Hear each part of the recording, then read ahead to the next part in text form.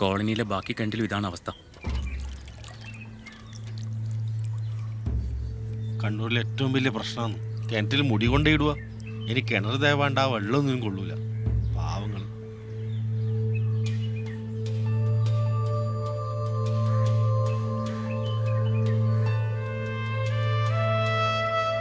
നമ്മളൊരു തെറ്റും ചെയ്തിട്ടില്ല സഖാവേ. നമ്മളെ പശുക്കളെല്ലാവരും കൊന്നു, നമ്മളെ കുട്ടികളെ വണ്ടിയിലായിട്ട് തകർത്തു. ഇതിപ്പോ കുറെ ആയി ഈറ്റുകൾ ഇങ്ങനെ. എന്ത് ചെയ്യാൻ പറ്റും സഖാവേ?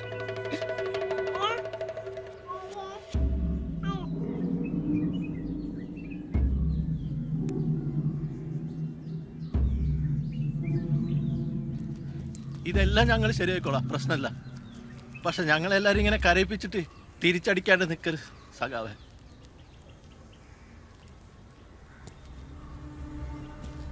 തന്ന കണക്ക് നമ്മൾ തീർത്തിരിക്കും, പലിശ അടക്കം. സങ്കടപ്പെടണ്ട, ഇതെന്റെ വാക്കാണ്.